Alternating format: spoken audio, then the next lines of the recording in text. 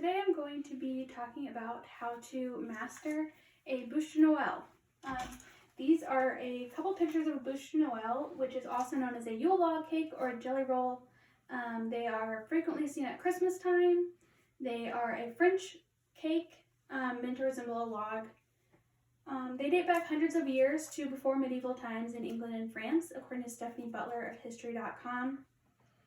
But back then, it wasn't a cake, it was an actual log. It was a big log that they would put in their hearths that would burn for most of the winter season as a way to symbolize that the winter season was over and things like that. As time went on, that became less practical and they transitioned into making the tradition into cake. It's not known when exactly the very first Yule log cake was created, but the ingredients would have been widely available in as early as the 1600s. And the first published recipe for a sponge cake, which is the base cake, was published in 1615. It wasn't until the 19th century that Yule log cakes became popularized by French bakeries, and it's not uncommon now to see beautifully decorated Yule logs in windows of bakeries and shops and things like that. It's not super common for bakers at home to make Yule log cakes simply because they seem very technically daunting, but I'm going to show you that it's not actually as hard as you might think. The recipe that I am using comes from the 2007 Taste of Home Baking Book, but there are a lot of recipes online.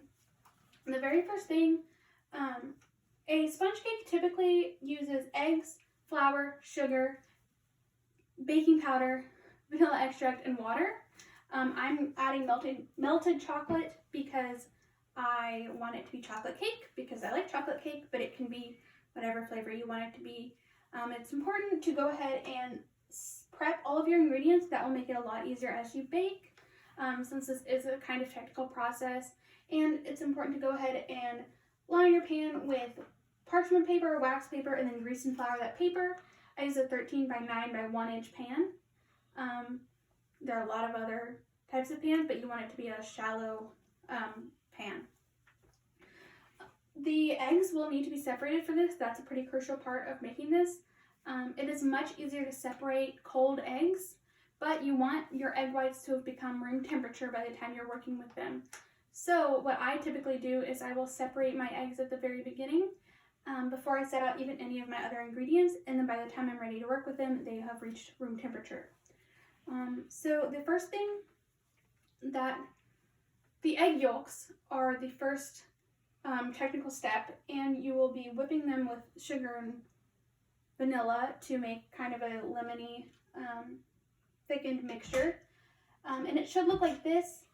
As you can see, it's kind of forming ribbons here.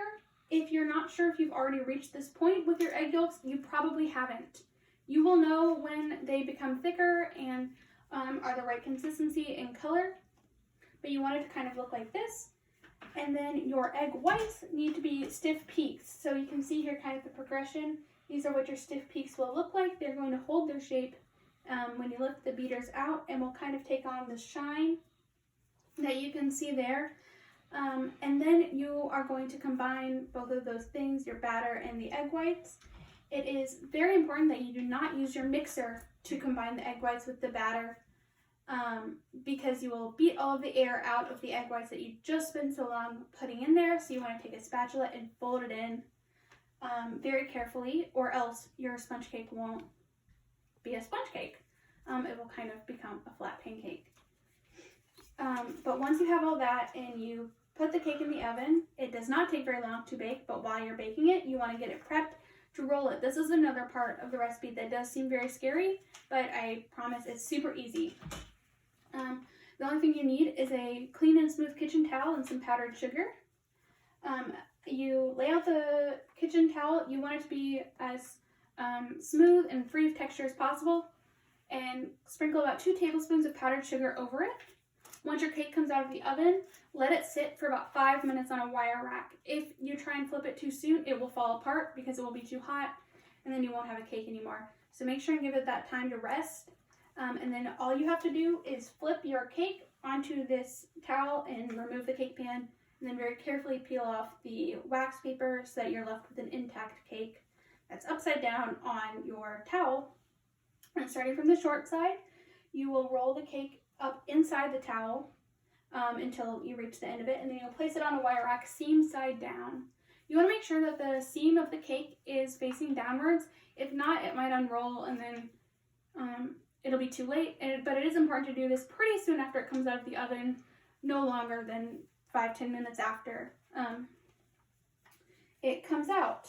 And once you get that, you want to let it cool until it's completely cool. Just set it on your counter so that your fillings or things like that don't melt when you put it in. For your filling, you can basically fill it with whatever. Obviously, if it's a jelly roll, you want to use jelly or jam. I typically make homemade whipped cream and then fill it with that and something else. You can use frosting. Here, for this cake, I used homemade whipped cream and mini chocolate chips. If you are going to make homemade whipped cream, it is super important to make sure that your bowl is chilled. So go ahead and pop that in the freezer for 15 to 20 minutes before you attempt to make it, and that way it will keep the whipped cream together and it will be a lot easier to get a nice consistency. So you roll the cake back out as soon as it's cool, and then you're going to spread the filling on in a really thin layer with about an inch of space between the edge of the frosting and the edge of the cake all the way around the cake. The reason you do this is because you're going to roll it back up, and if you put too much filling in there, or if it's too close to the edge, it will squish out, and then you'll have a just mess. You want to avoid that, so try and leave that space, and then you will roll the cake back up without the towel and transfer it onto a plate or platter, whatever, again, seam side down. Then you need to make whatever frosting you're going to make. I made chocolate buttercream for this one because it mimics the color of trees and bark, because it's brown. The consistency is going to be really important because of the shape of this cake. Here, the consistency of this frosting is really good. You see how it's holding to the beater. It's going to be thick enough and not slide off or be too soft. A really good way to test the consistency of frosting is to just tap a finger on the inside of the bowl on the frosting, and if it barely sticks to your finger, kind of like this, that means that you have a really good consistency for frosting a layer cake or a standing cake like this. It is important to cut the ends off because you will notice that the ends are kind of wonky. So you can cut the ends off so you get that clean line and can see the swirl. Some people ice over that, some people don't. It's up to you and what kind of cake you're making. I normally ice over it, and then you'll just spread a thick layer of frosting all the way across the cake, all over it, making sure you get kind of under it where it meets the plate, and things like that. And then the most important part, to make it actually look like a tree, after you've completely frosted it, take a fork and run the tines through the frosting so that it kind of looks like bark, so that you get this. So as you can see, the fork really adds the definition of it, so it doesn't just look like a lump of cake, but it does kind of start to look like a log. From here, you can decorate it as much or as little as you want. You can use fake leaves, fondant and make it into holly, make mushrooms out of meringue, all sorts of things. The internet is chock full of creative ideas for this. A lot of times I will dust it with powdered sugar or sprinkles to kind of mimic snow, but again, this is where it really becomes a personal endeavor, and you can really make it your own. But now you can impress your friends and family with your very own Bûche de Noël this holiday season. Thank you.